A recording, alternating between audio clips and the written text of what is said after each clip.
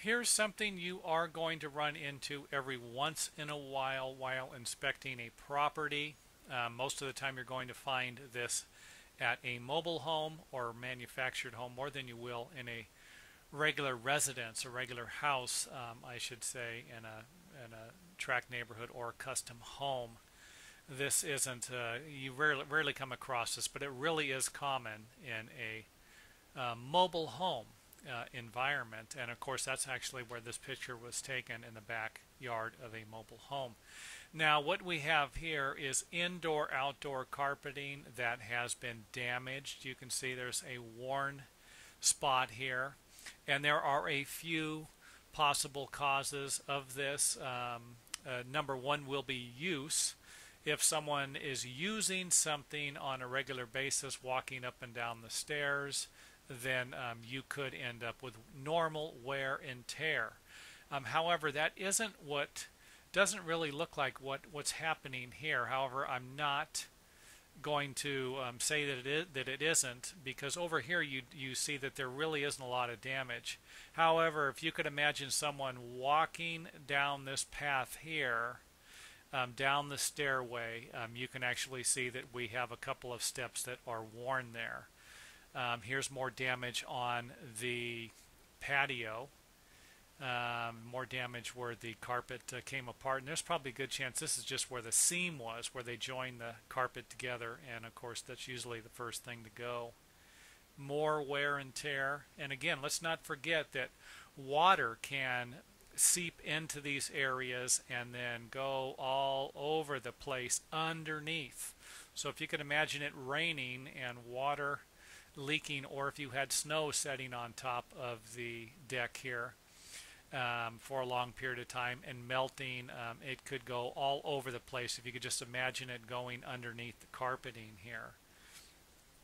Here's the stairway on the other side that would have been less frequently used, and you can see that there really isn't a whole lot of damage to this, and of course not as much as there is to the other side here.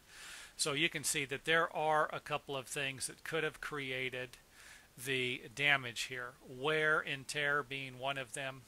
Next up on the list will be the sunlight. This particular stairway and platform were actually on the south side of the building. It's actually located on the south side of the building here, and the sunlight is going to be one of the biggest problems for something like this. And of course, if you live in an area where there are extreme weather conditions also, where it's warm or hot, you get a lot of sunlight.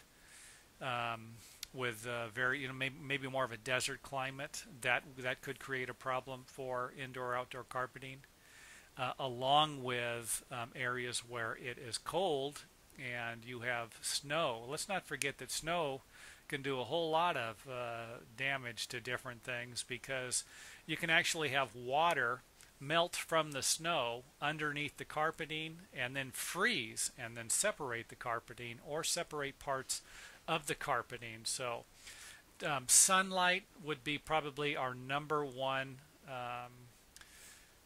cause for the damage of something like this. I mean, this is by far, and I would say wear and tear would maybe be number two, depending upon the area. I mean, let's face it, if you have something like this in underneath a balcony in an area where it really isn't getting a lot of sunlight, it's not really a big deal where it's not getting hit by the ultraviolet rays, but it is getting used frequently, then obviously you're going to receive most of your damage from someone walking up and down and using the stairway.